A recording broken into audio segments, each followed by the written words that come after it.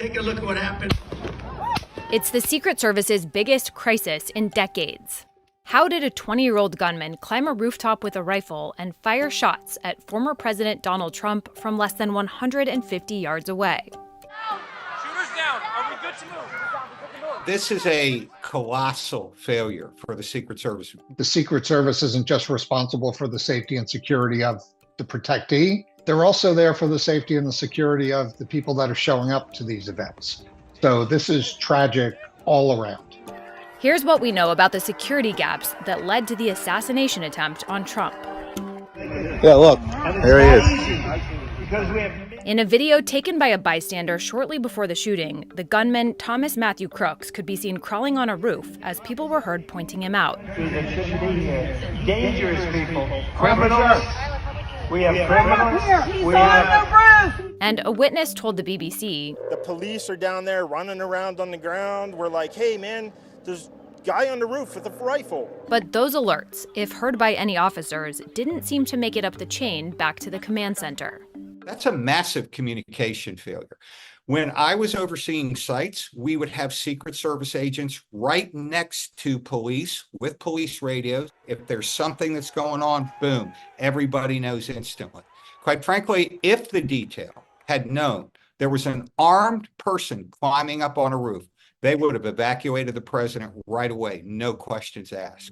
Beyond that, the Secret Service said it relied on local law enforcement to secure the building that Crooks climbed. Typically, Secret Service and local police operate together in concentric circles. Closest to the principal, in this case Trump, are teams of highly trained Secret Service agents. In the middle perimeter, there's usually a mix of Secret Service and local law enforcement who might cover portions of the motorcade and any pre-event screening. And in the outer perimeter, security largely falls on local law enforcement. In Butler, the building the shooter climbed was technically outside of the rally venue, and the Secret Service didn't sweep it. It fell through the cracks, which still falls to the Secret Service because it means nobody checked to make sure the plan was in fact implemented correctly. According to the Butler County Sheriff, right before the shooting, a local officer climbed onto the building and saw Crooks, but dropped to the ground when Crooks aimed his rifle at him.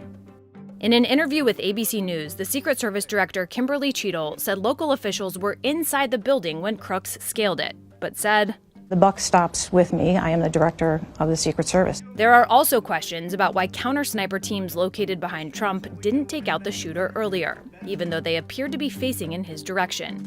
Once the shooting started, they had rounds on target almost instantly. So that tells me that that shooter had come to their attention, and they were in the decision loop.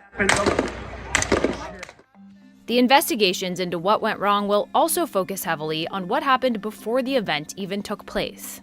The Butler rally was announced by the Trump campaign 10 days ahead of time, which experts say gave the Secret Service plenty of time to do site advance planning, and potentially even eliminate the line of sight from the building where the gunman was perched to Trump's stage. In this situation, you actually had an event site that was being built. So they're there to find out what the dimensions are going to be, what the stage is going to look like, where it's going to be located. And then based on that information, they are then looking at potential threats, including areas of high ground, and how to best mitigate those threats with the overall security plan. Former Secret Service agents say the buildings near Trump's stage in Butler would be a glaring risk and not something that could have been missed by advance agents. We lost a president in 1963. How did it happen? Man up on a roof with a rifle. And guess what? The protocols that went into place from 1963 until this day is that we prioritize high places because we understand a man with a rifle, woman with a rifle, whoever with a rifle, if they have any level of expertise, they can kill a president very quickly. One thing law enforcement experts say was done correctly, despite widespread criticism on social media, was the evacuation of the former president after he was shot. The reaction from the shift inside that inner perimeter was very quick. And as it's happening, if you listen closely, you can hear the instructions to former President Trump to get down. And that is so that they can cover him effectively. That was done very well. I got you, sir. I got you, sir. Let me get my shoes on. Hold that in your head. Bloody. What you can't hear is what's being said to the agents through the radios from the command post, maybe the counter sniper team, because there's other things going on. So they're going to do what they're told. And if they're told now it's safe to move, then that's what they're going to do. Well, experts say it's not ideal from a security perspective that Trump stopped to pump his fist. The shift did a good job getting him to the car known as the Spare. But the team near the Spare? They were clearly confused. You could see it. You can't hide it. They didn't know what to do.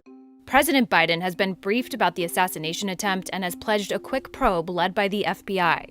I'm instructed that this investigation be thorough and swift, and the investigators will have every resource they need to get this done. The House Oversight Committee is also investigating what went wrong and has called on Cheadle to testify.